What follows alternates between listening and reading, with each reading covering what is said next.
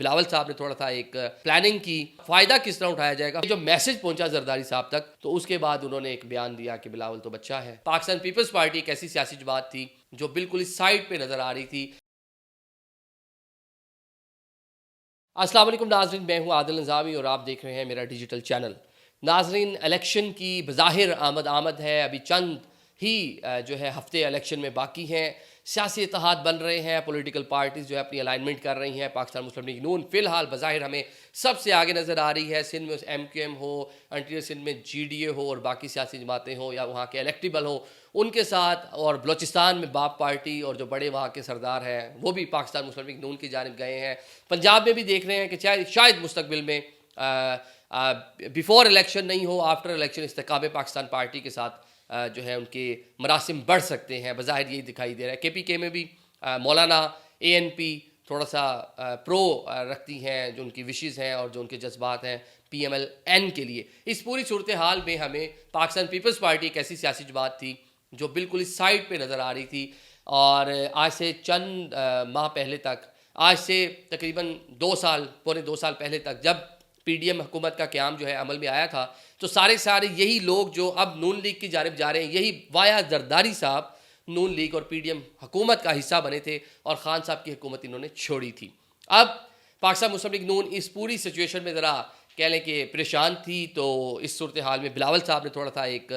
Planning کی، اور وہ پلاننگ کیا تھی؟ پاکستان پیپلز پارٹی کے حلقوں سے زرداری صاحب بھی اس کا شروع میں تو حصہ تھے، لیکن بعد میں وہ بیک فٹ پہ چلے گئے۔ اب آپ کو پلاننگ بتا رہے ہیں کہ انہوں نے کس طریقے سے پلان کیا، اور آنے والے الیکشن کے حوالے سے کہ ووٹ بینک کیسے ریوائیو کیا جائے، کیونکہ پنجاب میں، اپر پنجاب میں کوئی فوٹنگ نہیں ہے پاکستان پیپلز پارٹی کی۔ ساؤتھ میں کچھ بڑی فیملیز ہیں، گیلانی فیملی ہو یا مخدوم احمد محمود ہو، کچھ الیکٹیبل بڑے خاندان ہیں جو پاکستان پیپلز پارٹی کے ساتھ منسلک ہیں، ان کا اپنا ووٹ بینک ہے، اپنی شخصیت کا ووٹ زیادہ ہے وہاں پہ،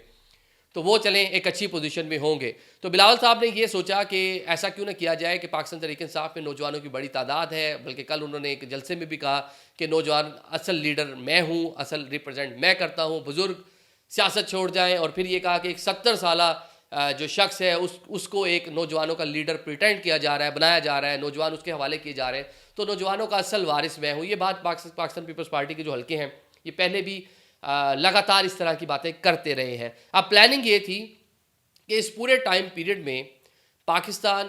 پیپلز پارٹی پاکستان تحریک انصاف کے لیے ایک سافٹ کارڈر پیدا کرے، اور جلسے جلوسوں میں، ریلیوں میں پاکستان تحریک انصاف کو تھوڑا ذرا سپورٹ کرے۔ یہ پلاننگ اس لیے تھی، جو منصوبہ ساز تھے اس پورے معاملے کے پاکستان پیپلز پارٹی میں، انہوں نے دیکھا کہ ایسے لوگ جو حال ہی میں پچھلے کچھ عرصے میں جنہوں نے پاکستان تحریک انصاف جوائن کی تھی اور وہ اس کے مرکزی رہنما اور مرکزی لیڈرشپ تک پہنچ گئے، اور جو ابھی صورتحال ہے پاکستان تحریک انصاف کی جو ٹوٹ پھوٹ ہے، وکلا اس کو لیڈ کر رہے ہیں، اور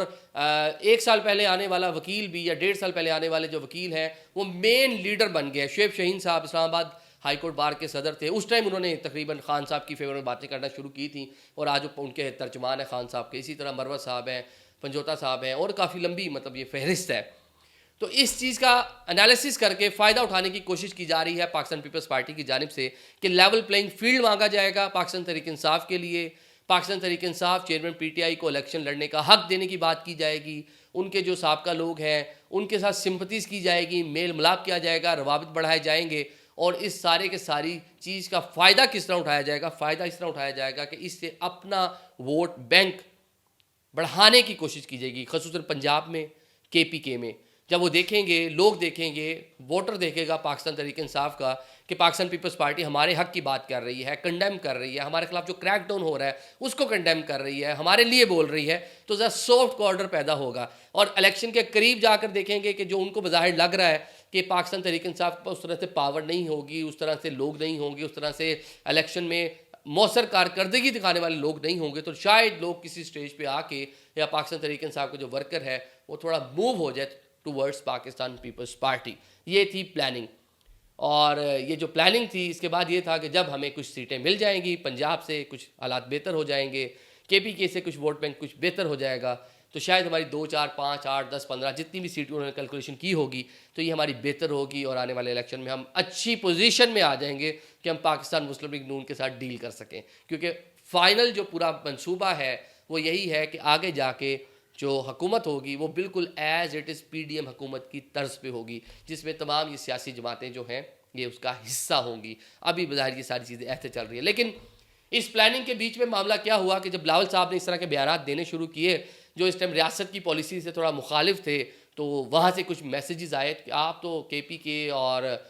پنجاب میں ووٹ بینک اپنا ریوائیو کرنے کے چکر میں ہیں، اور اس پوری گیم میں آپ سمپتیز گین کرنے کے چکر میں ہیں، نوجوانوں کو اٹریکٹ کرنے کے چکر میں ہیں. تو یہ سمپتیز کے چکر میں اور پی ٹی آئی کے لیے باتیں کرنے کے چکر میں پتہ چلے آپ کے ہاتھ سے سندھ بھی چلا جائے.